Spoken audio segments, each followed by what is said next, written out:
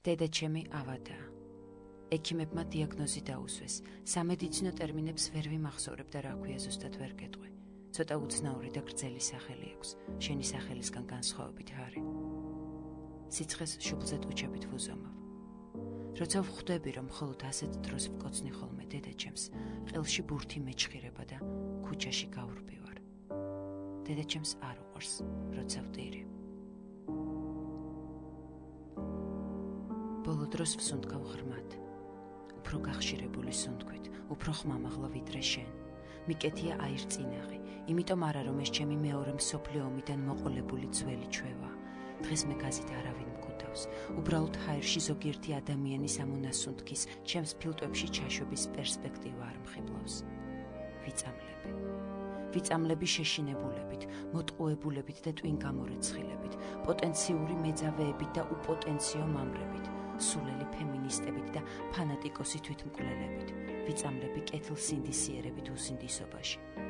ჩემი სახლის ყვითელ კედლებში სარკის წინ შიშველი ვდგავარ, როგორც აუქციონზე გაყიდული იაფფასიანი ეროტიკული ხელოვნების ნიმუში და ვხვდები, რომ საკუთარმა სხეულმაც ბევრჯერ მიღალატა. იმიტომ რომ თავი მარტო არ მიგრძნო, გამოვიგონე სექსუალური უშუალობა და შენც გაიცულე გერწმნა მისი აუცილებლობა. გერწმნა რომ არაფერია აკრძალული, რაც კანონში არ წერია და შენც დაიჯერე. მე ბიოლოგიური ტერორისტი ვარ ჰარი. ყლაპავ ჰალუცინატორებს და ვიღებ ბილეთს ერთი მიმართულებით. მე და შენ ერთ ქალაქში ვცხოვრობთ. ჩემი ფანჯრებიდან შენი ფანჯრები ჩანს და ასე ყოველ დღე. გიყურებ და პირში ორი თითის ჩაყოფა არ მჭირდება. გულს ვირევ სიმეტრიული ცხოვრების მქონე მეზობლის სიმეტრიულად გაფენილ სარეცხზე. ჩემს და შენს ყოველდღიურობაზე. მე ვჭდები და ვწერ.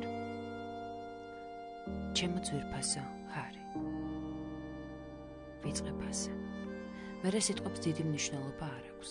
ვწერ ერთსა და იმავე სხვადასხვა დროს. ვწერ ნამდვილ ადამიანებზე. ანუ მათ ენაზე ლულავეტრანებზე, რომლებსაც ხანდახან ვხვდები აბის მიღების მერე, როცა შენს ფანჯრებში სინათლე არ ჩანს და ჩემი ფანჯრებიდან დაზეპირებული ხედის ყურებას ალიასკის დათოვლილი პეიზაჟის ყურება მირჩევნია. იქ სადაც დედამიწა მთავრდება, მე სხვა ესკიმოსებთან ერთად ვცხოვრობ და სახელად ტალუს მეძახიან. მიყვარს ესკიმოსი ბიჭი კანო, რომელიც არასდროს მეინახავს და ჭრელქუდებს ვუგზავ. ვოცნებობ მყავდეს ბევრი შვილი და არქტიკის სუსხიან ზაფხულში სანადიროდ წასულ ჩემს ქმარს სახლში ველოდებოდე. ტალუ თბილად ჩაიცვა და გარეთ გავიდა. სახლის წინ დაყრილ გაფშეკილ ციგებს თოვლი გადააცილა. საცურაო ზოლებს ყინული გადააფხიკა და დედაბერის ძაღლები ციგაში შეაბა. მიქროდა ტალუ და გათოშილი ხელებით ციგას მაგრად ჩაბღაუჭებოდა. მიქროდა და ტიროდა ტალუ. ცრემლები ღაბაღობით მოსდიოდა გაყინულ ლოყებზე. მარადიული თოვლით დაფარულ მხარეში მიქროდა ტალუ. ასე მთავრდებოდა იუპიკური ზღაპარი, რომელსაც მამა მიყვებოდა ძილის წინ და მეც ტალუსთან ერთად ვტიროდი. ვიცოდი რომ გავიზრდებოდი, აუცილებლად ვნახავდი მარადიულ ალიასკას.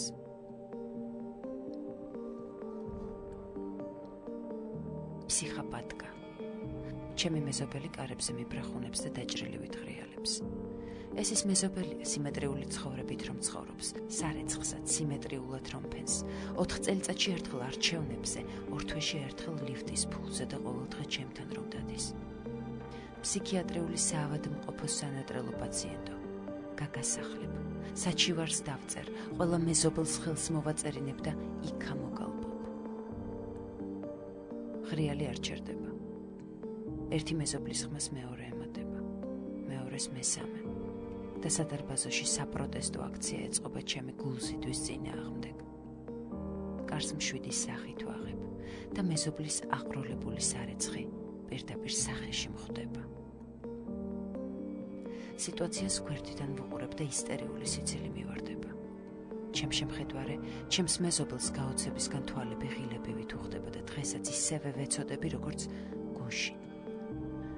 მეც თავისებურად მეცოდება ის.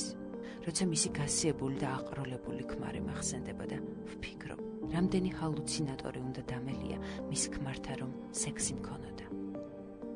ჩემს თავს ამ ფიქრზე როცა ვიჯერ, სიცილისგან მუცელი მტკივდება. გულღებინება მეწყება და მეზობელს, რომელიც 5 წუთის წინ დაჭრილი ლომივით ღრიალებდა, ახლა კი ჩემს სიცილს თახვის გამომეტყველებით უყურებს, ცხვირწინ კარებს ვუჯახუნებ და პანჯარასთან მივდივარ. იქნებ დაგინახო. გელოდები და ვიწყებ ჩემს ქუჩაზე გავლილი მანქანების და შენ სახლამდე ნაბიჯების თვლას. ასე დრო მალე გადის. შენ სიჩუმეს ყოველთვის აქვს გამართლება.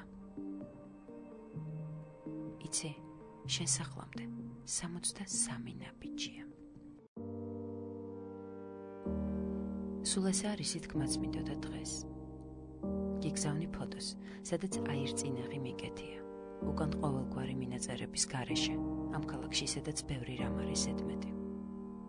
ჩემო ძვირფასო ჰარი, გავიქცეთ იქ, სადაც დედამიწა მთავრდება, სადაც ცა ყველაზე ახლოსაა და აირწინაღები არასოდეს დაგჭირდება, იქ სადაც ბევრ ალასკის მარადიული თოვლივით თეთრ შულს გაგიჩენ და ყველას ნამდვილ ადამიანს დავარქმევთ. მე მოგზო თბილ ქუდებს და შენ ნადირობიდან დაბრუნებული მოუყვები მათ იუპიკურ ზღაპარს ესკიმოს გოგონა ტალუზე. იყო კარიანი დღე. მე არ მეხურა ქუდი და დავეხედებოდი ქვეყნად. დიო. და როცა სიტყვებს შორის პაუზები გაიზრდება, ჩაგვეცინება. გავიქცეთ აქედან ჰარი, როცა დედა გამოჯამრთელდება.